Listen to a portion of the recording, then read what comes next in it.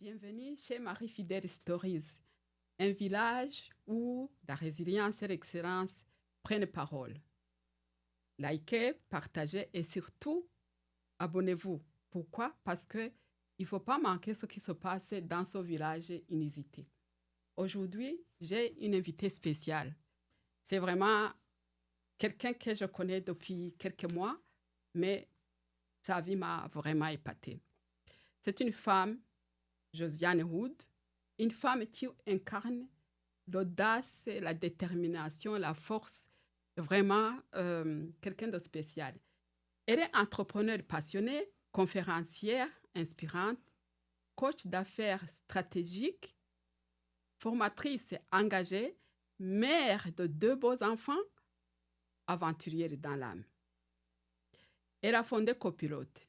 C'est quoi Copilote? C'est une entreprise qui propulse les entrepreneurs vers les nouveaux sommets. Préparez-vous à découvrir un parcours qui allie cœur, vision et action.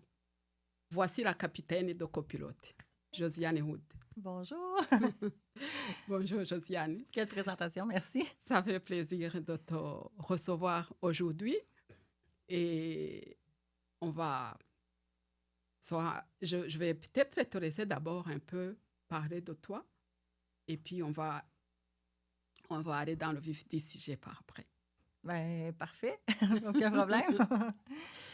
Donc, Josiane, entrepreneur depuis 2014. Entrepreneur, j'ai eu 3 entreprises. Donc, des entreprises dans les technologies, des entreprises au niveau de la restauration et maintenant coaching d'affaires.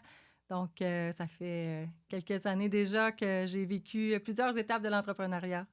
Donc, c'est ce qu'on va partager avec vous aujourd'hui. C'est fantastique. Josiane, j'aimerais bien savoir, avec notre audience, et je sais que tu as commencé très fermement de te tutoyer. Absolument. On tutoie oui, déjà. Absolument, mais oui.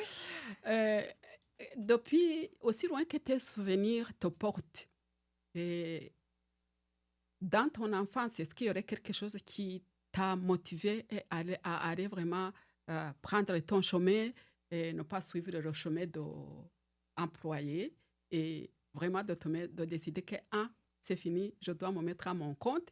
Et tu n'es pas allé juste avec une seule entreprise, tu es allé avec une communauté entrepreneuse en fait. Qu'est-ce qui vient de loin, qui t'a amené à ce niveau?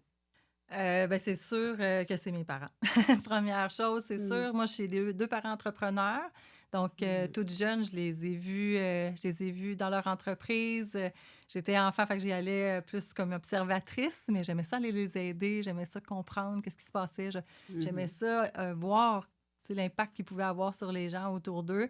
Donc, c'est sûr qu'eux m'ont beaucoup enseigné à travers les années. Puis, c'est comme si toute jeune, je savais déjà que je voulais être à mon compte, que j'aimerais faire mes propres choses. J'avais un petit côté indépendant, j'aimais ça décider, j'aimais ça mettre des choses en place. Mais j'ai quand même été employée, quand même plusieurs années. J'ai eu une carrière corporative avant d'être à mon compte. Puis, est venu un moment où je sentais vraiment, vraiment que c'était le temps pour moi. L'appel était là, j'avais le goût d'y aller. Bien sûr, on a souvent peur de se lancer quand on est dans le confort d'un emploi. Moi, j'ai eu la chance d'avoir un emploi sécuritaire. Donc, c'est sûr que c'est rassurant, mais vient un moment où le goût de l'aventure entrepreneuriale devient plus fort que la peur d'y aller. Donc, c'est à ce moment-là que moi, je me suis lancée. En ce moment-là, quand tu te lançais en affaires, quel a été ton plus grand défi? Et selon toi, quels critères vraiment, quand on démarre un nouveau projet, disons, quels critères pèsent vraiment dans la balance?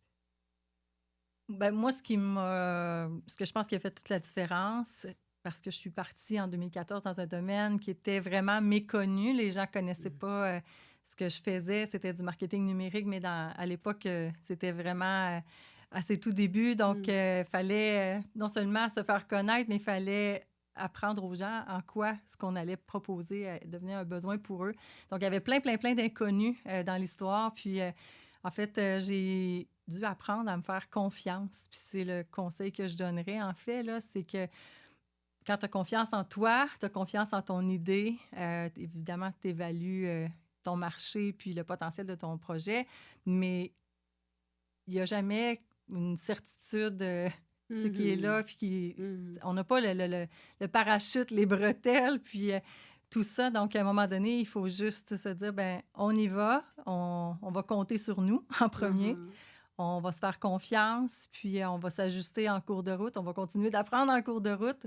Fait que je pense que la confiance, pour moi, ça a été vraiment un apprentissage, mais ça a été un atout très fort. Puis j'ai appris à me faire confiance aussi avec le temps, à travers plein de défis, puis des petites victoires que j'ai pu cumuler avec le temps qui ont fait que à un moment donné, tu dis, bon, ben j'ai passé toutes celles-là, je devrais être capable de passer les prochaines aussi. Wow. Il est arrivé plein d'épreuves.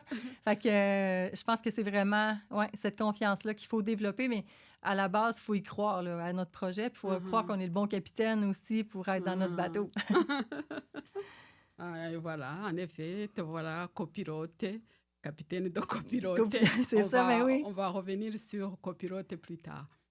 Et, je sais en même temps que tu es conférencière aussi. Et tu fais des conférences à travers le pays. Je sais que c'est pas peut-être à l'international aussi. Et dis-moi, quand tu fais tes conférences, c'est quoi le message que tu véhicules par rapport aux entrepreneurs? Par rapport aux entrepreneurs. Oui. Bien, d'avoir des passions, de vivre, que c'est possible de vivre de sa passion. Moi, je pense que faut aimer ce qu'on fait. On passe tellement de temps à notre travail, puis quand on a un projet, quand on est passionné, souvent, on va y mettre plus de cœur, plus de temps. Ça va moins nous déranger aussi de mettre du temps parce qu'on aime ce qu'on fait. Fait que ça passe super vite, en fait. Puis, plus on met du temps, plus on devient bon. Fait que c'est comme une spirale hyper positive, mais il faut que les gens croient en eux, mais qui s'alignent aussi avec ce qui les passionne. Puis quand on est passionné, bien, on attire des gens aussi qui le sont. Puis c'est tellement plus fun. Moi, je pense que on est au travail quand même longtemps, mais si on peut faire de notre passion notre travail, ça passe tellement vite, c'est motivant. Tu sais, à tous les jours, on se lève, on a un nouveau projet, on a envie de se lever, là. C'est plaisant, ouais. Moi, je suis vraiment... je veux que ça se communique, puis je pense que on attire les gens qui nous ressemblent. Fait que si on a des intérêts communs puis qu'on a des passions communes, bien, ça donne lieu à vraiment des belles discussions. Puis c'est là où l'innovation, la petite magie opère. C'est super, ça. Quand tu es, disons, en conférence et tu as le public est là, est-ce qu'il t'est arrivé un moment où l'intervention d'un membre du public, un spectateur qui était là, est-ce qu'il y aurait-il un moment où une intervention quelconque t'aurait bouleversée? Ce qui m'a bouleversée, en fait, c'est que souvent, quand on partage, moi, je suis un peu spontanée, j'aime ça, partager avec des expériences vécues, partager des choses avec le cœur, comme on dit. Puis c'est de voir que les gens sont touchés parce que j'ai vu des gens pleurer, j'ai vu des gens se serrer. Puis là, ben tu sens que le courant passe vraiment, puis que ça résonne de l'autre côté, puis que ces gens-là viennent te voir après, puis dire c'est tellement ça que je vis, c'est tellement... ça colle à leur réalité. Ben moi, je pense que si ça peut les inspirer un petit peu, leur faire croire qu'il y a de l'espoir, que ça vaut la peine d'y croire, que c'est normal de passer aussi par certaines phases qui, des fois, demandent un petit peu plus on va dire, de confiance, ça vient nous chercher en dedans à des endroits où on ne pensait pas aller, mais de voir qu'on passe au travers de ces moments-là aussi, tu sais. Ça, je pense que c'est ça qui me touche le plus, c'est de voir que c'est reçu, puis c'est vécu aussi par les gens qui nous écoutent, puis ça les inspire à continuer. Fait que là, ils repartent et disent « Ah, mon Dieu, je suis comme reboostée pour faire un long bout parce que ça leur a redonné peut-être la petite tape dans le dos qu'ils avaient besoin à ce moment-là. Bon, je sais, tu fais aussi du coaching. Je sais que tu coaches beaucoup, tu as coaché beaucoup d'entrepreneurs. Disons qu'un entrepreneur arrive chez toi, puis il est comme il est face à un mur. Ouais. Est-ce que, comment tu procèdes? Est-ce qu'il y a une question spécifique que tu lui poses pour pouvoir passer à travers la barrière? Ou bien, quelle technique, en fait, pour que l'audience qui nous suit euh, puisse, disons, avoir une idée de ton coaching Ouais. stratégique? Ben moi, je suis quelqu'un de très humain. Fait que c'est sûr que j'aime Mhm. connecter avec les gens. Puis, on sait, c'est derrière toutes les belles entreprises qu'on connaît, c'est Mhm. des entrepreneurs qui portent ces entreprises-là Mhm. qui sont là. Donc, Mhm. c'est sûr qu'une des premières questions que je suis portée à poser, parce qu'il pourrait y avoir plein de situations, mais c'est un petit peu d'aller creuser sur qu'est-ce qui te fait peur dans la situation en ce moment. Donc, Mhm. souvent, d'aller chercher un petit peu les craintes, ben, permet Mhm. d'ouvrir sur d'autres volets. Fait que ce soit au niveau des finances, que ce soit au Mhm. niveau de la famille, des fois, c'est dans les collègues, des fois, c'est simplement qu'on n'est pas habitué de sortir de notre zone de confort. Donc, Mhm. d'aller questionner un petit peu les craintes, les peurs que les gens Mhm. ont. Ben souvent, on va aller les chercher à l'intérieur, à la bonne place, où est-ce qu'on a besoin, dans le fond, d'aller défaire des nœuds. Des fois, Mhm. ils ont des croyances limitantes. Des fois, c'est juste qu'il leur manque OK. un outil dans leur équipe. Mhm. Mais il faut ouvrir, je pense, cette petite brèche-là pour réussir à aller creuser un petit peu plus loin et les aider.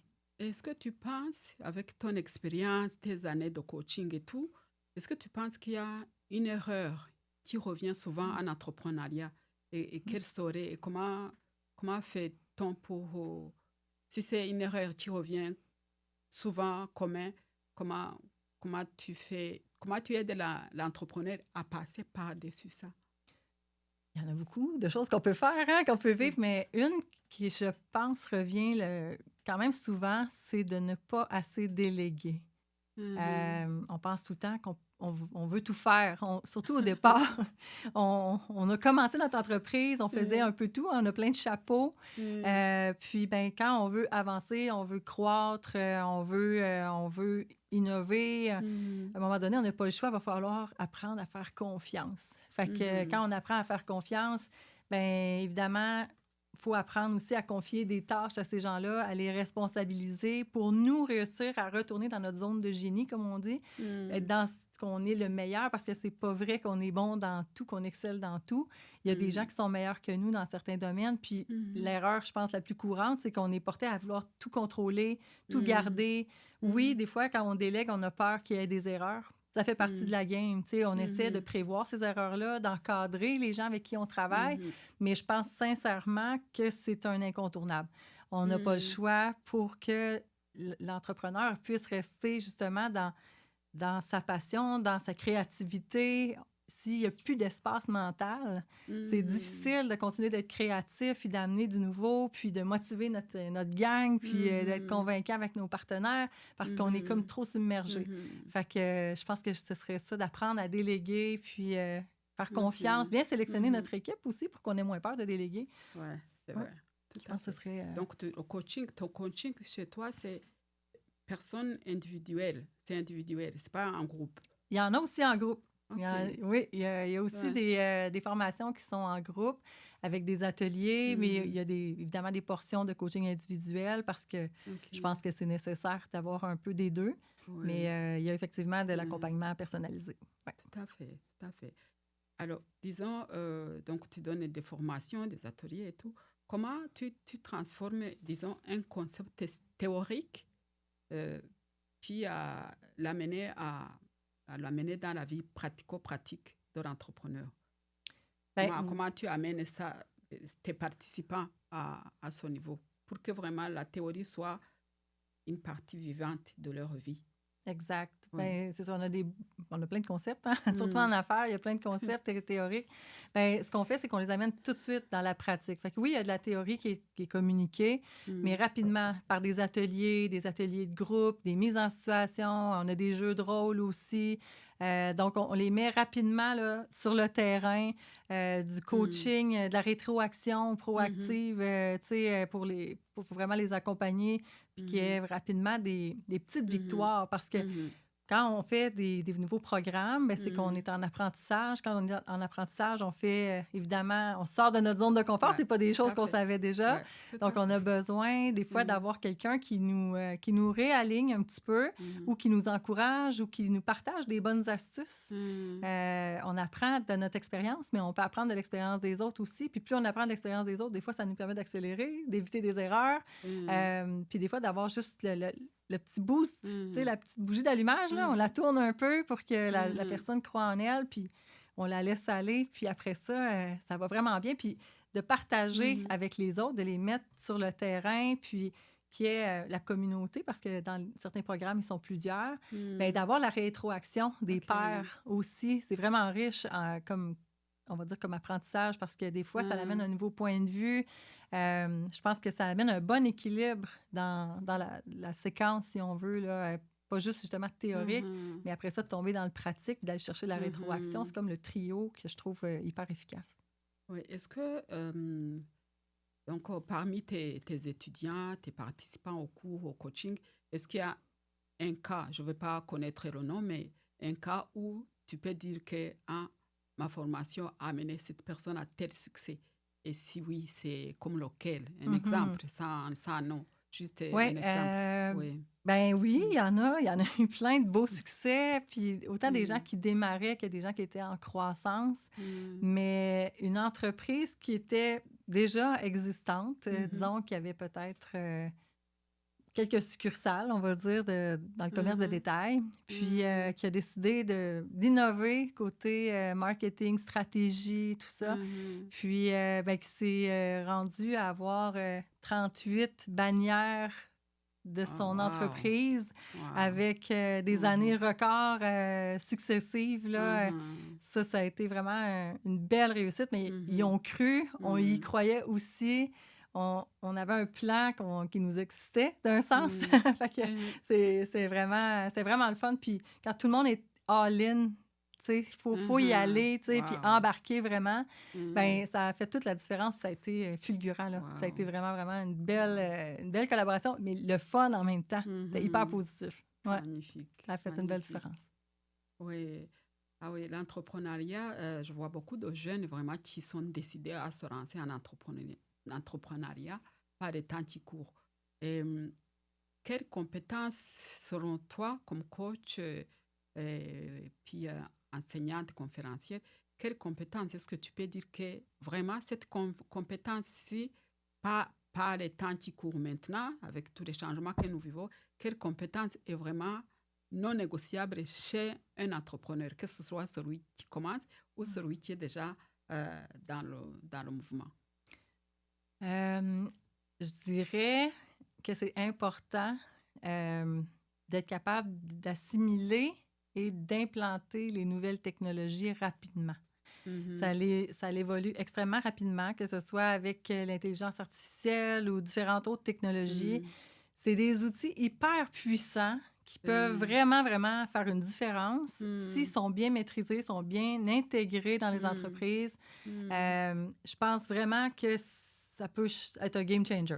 Ça peut vraiment être un game changer, mais il faut prendre le temps de s'y intéresser, les connaître, s'entourer aussi de gens qui vont les maîtriser des fois mieux que nous pour les intégrer dans l'entreprise d'une façon qui ne va pas bousculer, on va dire, tous les employés ou les méthodes de travail d'un coup non plus.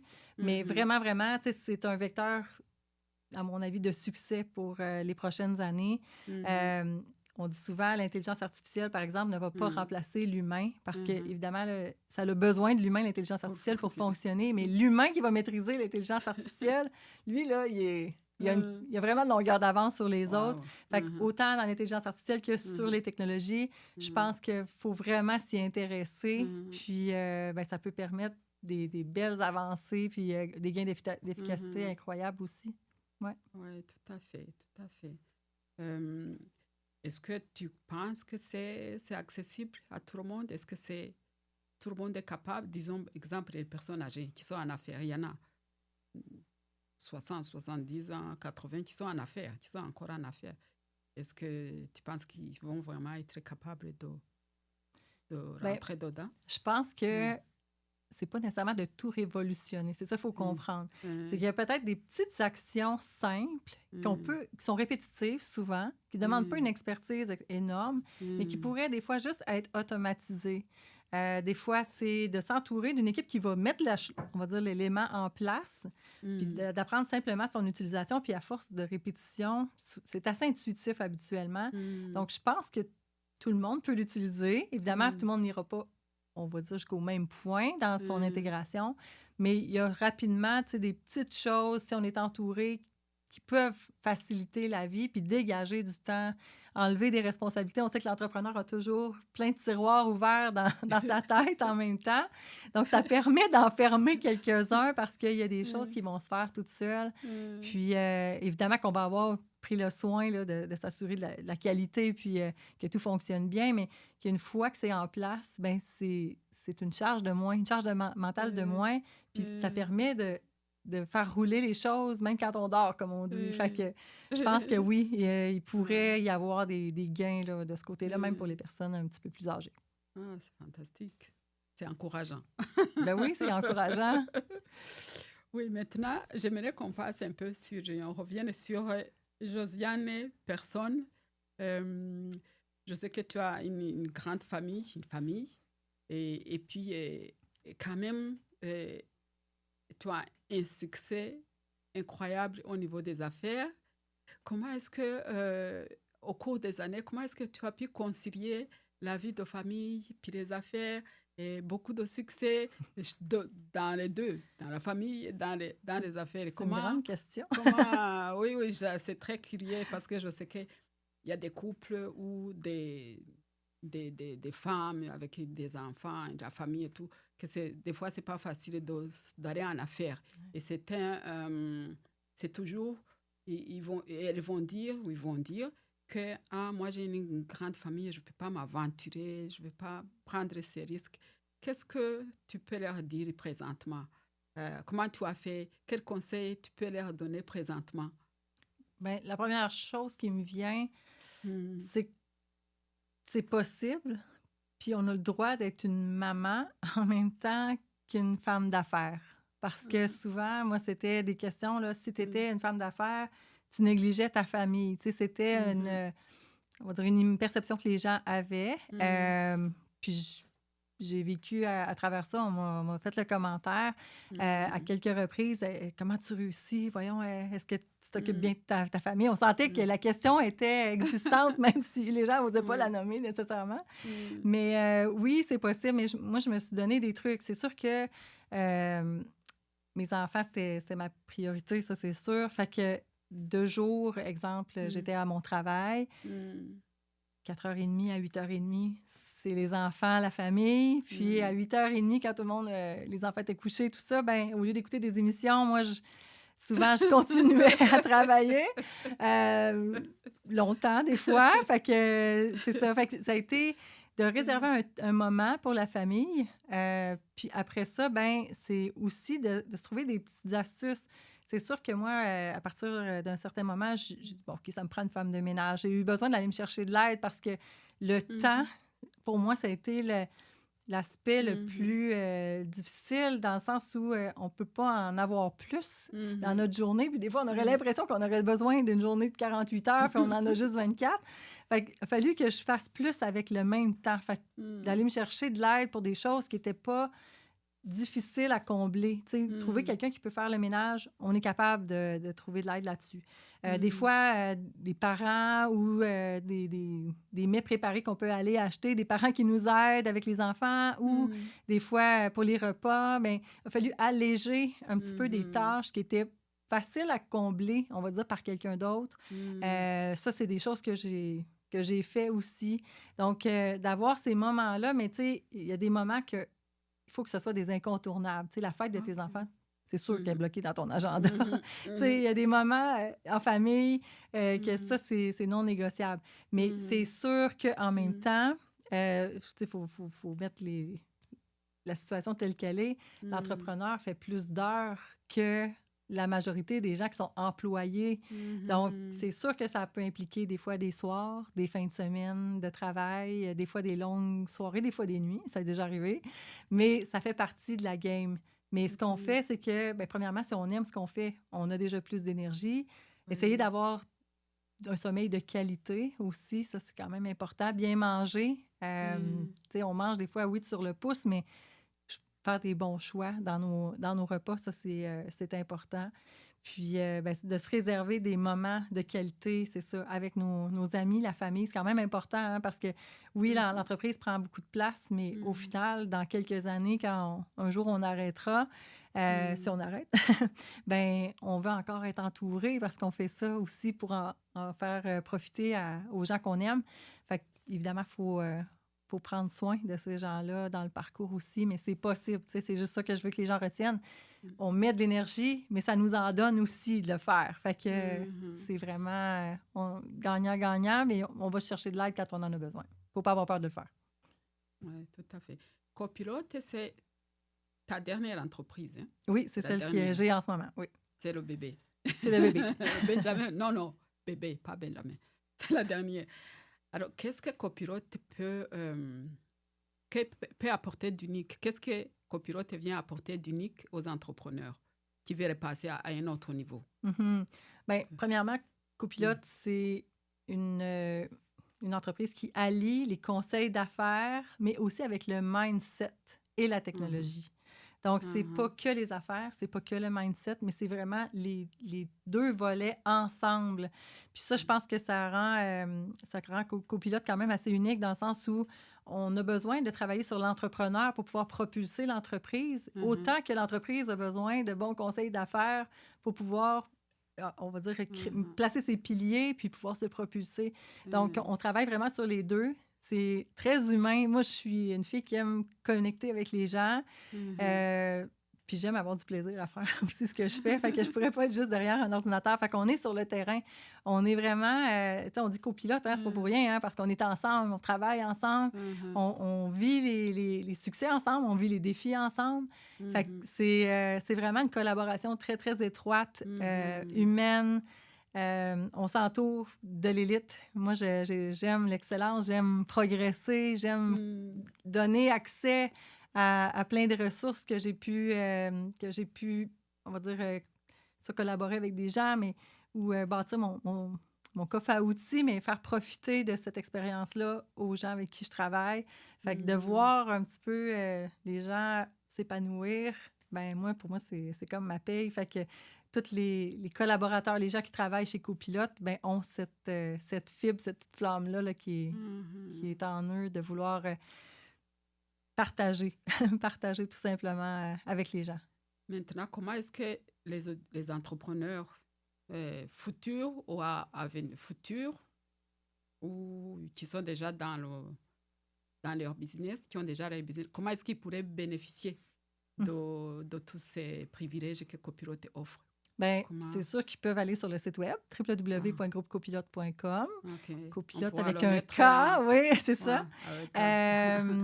Donc, ça, c'est sûr qu'ils peuvent aller sur le site web, vont pouvoir avoir tous les détails. Mais bref, en gros, il y a du coaching personnalisé. Il y a le Sprint Propulsion, qui est vraiment un super programme qui a été lancé en 2025, qui permet aux entreprises de vraiment se mettre... on va dire, mettre en marché des nouvelles offres de services, réussir à redéfinir leur positionnement marketing aussi, pouvoir vraiment aller plus loin et rapidement. Donc, ça, c'est un super beau programme. Activix aussi, qui est un petit peu comme la suite du Sprint Propulsion, qui nous permet vraiment d'aller sur le terrain, se tester, connaître notre public, évaluer un peu tout ce qu'on a pu réfléchir à travers le sprint auparavant, aller sur le terrain, puis faire nos premiers pas.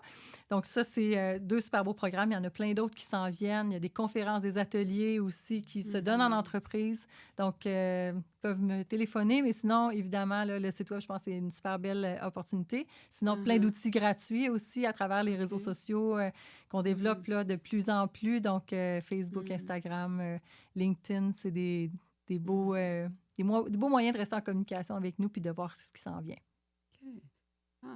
C'est assez accessible. Si, disons, si tu devais donner un conseil à un jeune entrepreneur ou bien un jeune qui veut vraiment se lancer en affaires, ce serait quoi le conseil le plus, vraiment le plus ultime qu'il doit connaître et puis que sans ça, ça ne sert à rien d'aller sur ce chemin-là. Mais moi, je pense qu'il faut rester soi-même. À travers le parcours, il faut rester soi-même. Fait que de ne pas essayer d'être quelqu'un d'autre, de ne pas essayer d'épater la galerie, soyez juste vous. Vous allez connecter avec des gens qui vous ressemblent, vous allez avoir bien plus de fun à faire ce que vous faites.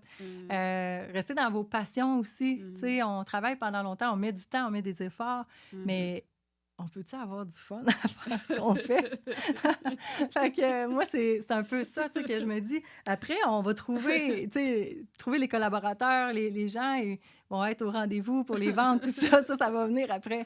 Mais vous avez le droit d'être vous-même, vous avez le droit de vous tromper aussi. Tu sais, on est souvent porté à vouloir montrer une image parfaite de l'entreprise parfaite, l'entrepreneur parfait, mais la vérité, c'est qu'on s'enfarge tout à un moment donné, à quelque part. Fait que c'est correct aussi de demander de l'aide quand on en a besoin. Puis les gens sont beaucoup plus ouverts que les gens pourraient le penser à aider. Puis à collaborer, parce que les entrepreneurs à succès ont aussi vécu ces moments-là, puis ils sont capables de comprendre. Puis souvent, quand tu vois qu'une personne est là, puis elle est là pour les bonnes raisons, puis qu'elle a le feu dans les yeux, puis elle veut, là, ben, ça nous fait tellement plaisir d'aider. Fait que je pense que c'est pour tout le monde. Ça fait plaisir pour eux de le recevoir, mais encore faut-il être capable de nommer qu'on a besoin de quelque chose. Fait que je pense d'être soi-même, d'être juste authentique, puis pas jouer la game, là. La vraie game, elle se joue à tous les jours, puis tu peux pas avoir un masque à tous les jours. Fait que moi, je pense que d'être toi, de foncer comme ça, vous avez votre personnalité, vous allez trouver les gens qui vont être au bon endroit, au bon moment. On dit souvent, quand l'élève est prêt, le maître se présente. Ben, je pense que c'est un peu ça. Puis, ben, juste, tu sais, lancez-vous. En définitive, l'entrepreneuriat, c'est pas une ligne droite. Ça, c'est clair et net. Absolument pas. Avant de commencer, il faut déjà être prêt. C'est pas un emploi, c'est vraiment... on a besoin de beaucoup de ressources pour aller de l'avant. Et comme tu dis, les gens sont toujours prêts à aider. Beaucoup plus que les gens pensent. Oui.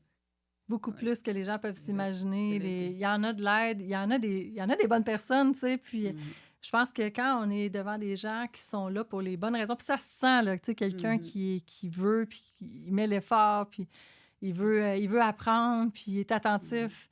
Je pense que ça fait plaisir. En tout cas, moi, ça me fait plaisir. Puis j'en connais plein de personnes autour de moi qui le font aussi. Ça fait vraiment plaisir d'aider. Puis tu as raison, c'est pas une ligne droite. Tu sais, c'est pas un sprint, l'entrepreneuriat, c'est un marathon. Puis peut-être une chose que je peux dire aussi, moi, j'ai négligé ça un petit peu, puis j'ai appris aussi au fil du temps. Hein. Je suis capable d'en parler aujourd'hui parce que j'ai fait, moi aussi, des erreurs.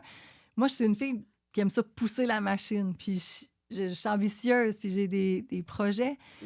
Mais c'est important, dans le marathon, il y a des ravitaux. Il y a des moments où il faut aller prendre de l'eau, une petite pause, tu sais. Bien, il faut aussi se donner des moments de récupération, puis on ne sera pas performant égal tout le temps sur la durée. Ce qui est important, c'est d'être engagé égal sur la durée, d'être constant dans notre effort, dans notre volonté d'avancer, nourrir cette passion-là qu'on a.